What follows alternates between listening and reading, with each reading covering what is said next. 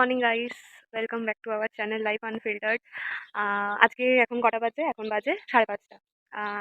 আজকে ব্লগটা রিজনটা অন্য।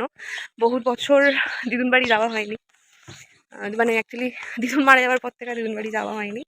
এবার লাইক ওই 4 বছর পর যাচ্ছি।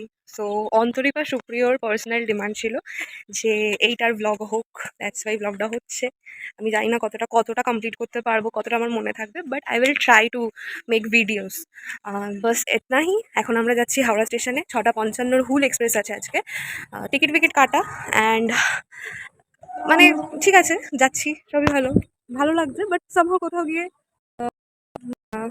বুঝতে পারছি মনেও করবো 4 বছর ধরে একই জায়গায় ওই ব্যাঙে বসে থাকতে আলটিমেটলি আর বেরোতে ইচ্ছা করে না। অ্যান্ড এখন দিন দিন কেমন ওয়ার্কোহলিক হয়ে যাচ্ছি। এবার সেটা ছাড়াও থাকতে পারবো না। তো কাজপত্র সব নিয়ে যাচ্ছি। মনটা কেমন খারাপও লাগছে, আবার খুশিও হচ্ছে। যাই হোক, 3 দিনের ব্যাপার, কোনো ব্যাপার না, হয়ে যাবে। বাকি তোমরা তো সাথে আছো, দেখতে থাকো, সঙ্গে থাকো। পাপা আমাদের তুলে দিতে যাচ্ছে ট্রেনে, আমি আর মা যাবো। পাপা কাজের জন্য যেতে পারবে না। দিনের জন্য, ততক্ষণের জন্য টাটা। হাওড়া স্টেশনে গিয়ে দেখা হবে। চলে এসেছি হাওড়া স্টেশনে। আমাদের হচ্ছে D2-তে আর যাবো। এই মা না, বন্দে ভারত নয়, বন্দে ভারত নয়, আমরা অনেক দূর যাচ্ছি না, দুর্গাপুর যাচ্ছি। হুলে যাবো, হুলে। তো কেমন লাগছে এতদিন পর বাপের বাড়ি গিয়ে? যাচ্ছ বাপের বাড়ি যাচ্ছ? তো এই দিনের ভিডিওটা এই অবধিই ছিল। মানে শুধু জার্নিটাই আমি দেখাতে পেরেছি, কারণ দুর্গাপুর পৌঁছে এতটাই গরম ছিল, আমি না ভিডিও ক্যাপচার করতে পেরেছি না বাড়ি পৌঁছে, যে আমি তো মানে বলে যাইনি যে কাউকেই আমরা যাচ্ছি।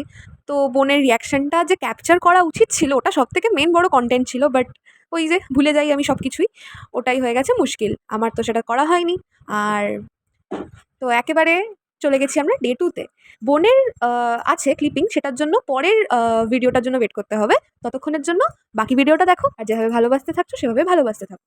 নেই, আজকে মাঝখানের ক্লিপগুলো পরে দেখাবো। আজকে এখন যাচ্ছি সকালবেলা, শনিবার। আমি ভেবেছিলাম দুর্গাপুর এসে ফিরিঙ্গি মায়ের একটু পুজো দিয়ে আসবো, তো এখন যাচ্ছি পুজো দিতে। মামা নিয়ে যাচ্ছে স্কুটি করে। এই দুর্গাপুর মার্কেটটা যতটা ঠান্ডা লাগছে ততটা ঠান্ডা কিন্তু নয়। যাই হোক, এরপর মন্দিরে পৌঁছানো গেল। মন্দিরটা হচ্ছে ভিরিঙ্গি মা কালীর মন্দির, শ্মশান মা কালী।